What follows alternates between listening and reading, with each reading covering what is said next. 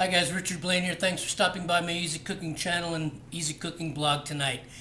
Last week I discussed a little bit about sharpening, a little bit about maintaining Japanese water stones because Japanese water stones seem to be all the rage today. Everybody wants to use them.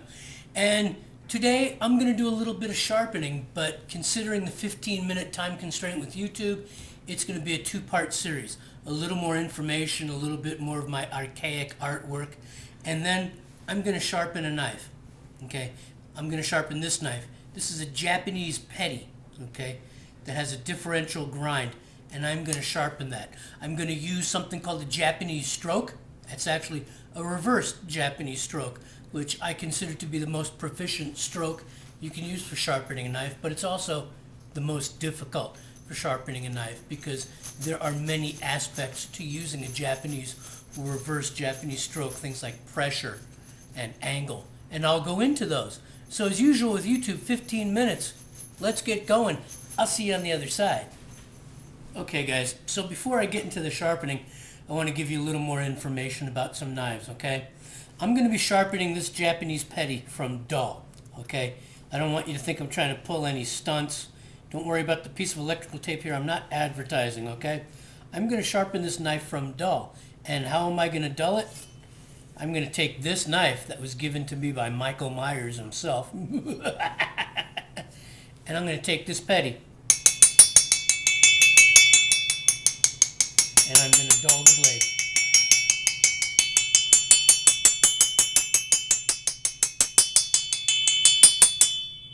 Okay. Now the blade on this petty is dull, and it has some nicks in it. Okay. It's going to be hard for you to see at 640 by 480.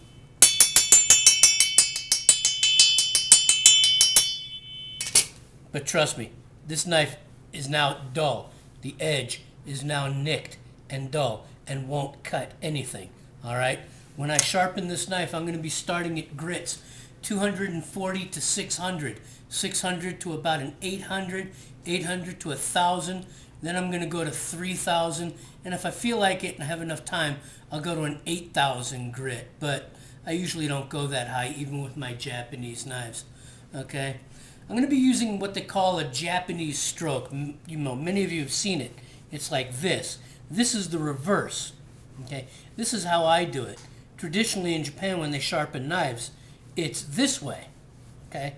But I prefer to do it in the reverse so that I can see my angle from under the knife. Like I said, there's no 100% right way to sharpen a knife. So in Japan, a lot of guys will do it this way, and I do it this way, okay?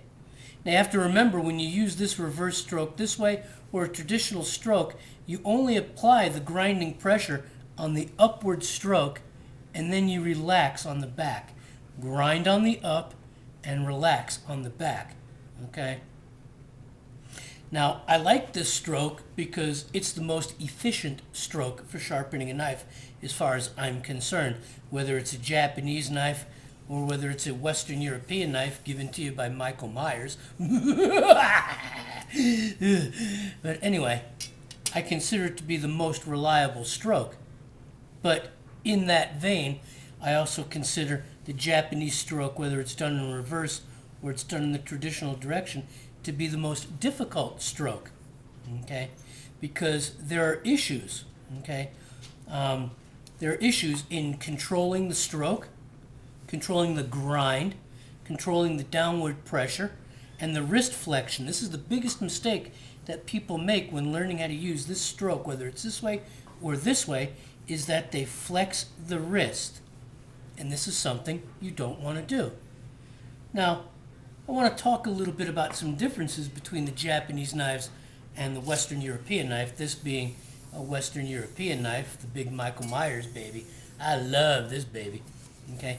There are some differences, okay? Today, Japanese knives are made basically from proprietary steel blends that really don't leave the country of Japan too often, although they're slowly making their way out. The modern trend today is that the Japanese steels tend to be rather hard. I've seen blades as hard as Rockwell 66 and higher. And I'm old school. I like carbon. I mean, 25 years ago, 40 years ago, 50, all the knives coming out of Japan were carbon. But it seems like today the trend is to use hard stainless because they'll hold the edge longer. And yes, they will. But here's the deal. They'll hold the edge longer. But if you let the knife go from sharp to dull, you're going to have to work a whole lot harder to get that edge back on that knife. Okay? Now, they even take carbon steels like Aogami Super, and they can temper it as high as 66 or more if needed, but this is the newest trend in Japan. Now, naturally, the construction is different depending on whether the Japanese knife is a westernized version, like this, with a full tang and rivets, or whether it's a traditional construction, of which I don't have one because I don't use a traditional one. But there are differences in the construction between Western European knives, such as this Dexter, okay, and this Petty, okay. And between these two knives, it's in the blade grind. Some of the other differences between the Japanese-made knives and the Western European knives, and I'll call this style of knife a Western European knife. You're familiar with the famous German brands and the French brands, you know, Wusthof, Messermeister, Forstner. Those are Western, Sabatier. Those are Western European. They're basically ground, okay, you know, out of X-Chromo steel today or 400 series steel in the old days. But today the Japanese knives, of which this is one, are forged and made using a cladding process where they'll take one kind of steel, say a soft steel, and they'll clad it on both sides with a hard steel, or vice versa, depending on the kind of performance they want. A lot of Japanese knives today are being made with a modern carbon Damascus folding or lamination on top of the blade. And then an even older way of making knives is called sanmai, where you sandwich, okay, soft steel between hard steel or vice versa, depending on the performance you want. Okay? The Japanese employ all of these methods today. Okay? But most importantly, the big difference between the Japanese and Western European knives is the grind. And I'm going to do my best to explain that right now with some of my archaic artwork. This is a Western European grind. Okay? It doesn't matter what angle you want the blade, 30 degrees in total, 40 or 50, which translate to 15 on each side, 20 or 25 on each side. Western European knives are ground 50-50. You have a saber grind or a flat grind, a hollow grind, it doesn't matter. The Western European knife, the German knives you're so fond of, are cut this way and ground this way. No matter what angle you want inclusive, it's 50-50. Okay? Now, on the more modern and very popular Japanese modified grinds today, all right, you find a differential grind. Now, this doesn't mean just the edge. The whole blade is ground differentially, all right? Doesn't matter what angles you want. It can be 90-10, 80-20, 70-30, and then you have 0-100, which is your typical traditional Japanese knife, slanted on one side, flat on the other. This is a differential grind, okay? This whole blade is ground on an angle from the center point at 80 degrees on one side, whether it's a left cutting knife or a right, and 20. This is interchangeable. It's two different angles. But believe me, many cooks and professional chefs I know sharpen these knives incorrectly. This is an asymmetric grind, 80-20 or vice versa. It's asymmetric. Okay? Whereas the Western European grind is totally symmetrical. Okay? Now, in a lot of cases, many of you are familiar with the typical traditional Japanese grind, which is an asymmetric grind of 100 and 0. Okay? A total chisel. Okay? This is also an asymmetric grind. Basically, that is the major difference, is the way the entire blade is ground on some of these westernized Japanese knives. It's not just the edge, it's the entire profile on each side. Plus, the Japanese knives are thinner than the Western European counterparts. Okay? The thinner the knife, the sharper you can make the knife. The thinner the knife, the less drag coefficient you have when you're cutting something. But the big issue when you use knives like this Japanese knife is how do you find the angle? And this is something we're going to address in just one moment. Okay, so always a big question I get, especially when it comes to these Japanese knives, is how do you find the angle if the knife is ground differentially? Okay, now let me tell you the truth. Me personally, I've been sharpening so long, I could care less about angles, all right? Because I know how to find the angle on a blade. So to me, I don't have to be so picky-uni as to where it is. But many of you out there don't know where the angle is. So I'm going to show you how to find it. Okay? So you have a petty like this that is differentially ground. Okay? Okay? It has two different angles. Okay? How do you find the angle to sharpen it? Well, first thing you do is you take the knife and you set it flat on your stone. This is a 240 grit Japanese water stone, and I'm using that because I put all those nifty little nicks and stuff in the blade. So you take it and you lay it flat, back it up, raise it just a little bit, and move forward. As you move forward, raise the knife up, okay, until the knife stops. Right here, the knife is biting the stone. That's my angle.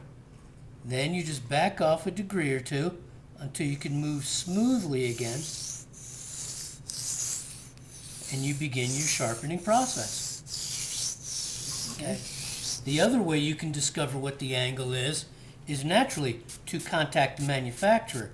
So then the manufacturer tells you that he's doing a 70-30 or an 80-20 grind on a right cut knife. And what does that tell you? It doesn't tell you much. How are you supposed to discover the angle? I really don't like doing that because, like I said, I can find the angle right here. Forward, move, right there. Knife is biting the stone. Okay. Come back a degree or two. Nice smooth move. Okay. And this is the angle on this side of the knife, the left side. Okay, on this knife. Okay. And I'm using a reverse Japanese stroke, which is grinding on the up and relaxing a little bit on the back. Grind, relax, grind, relax. Okay?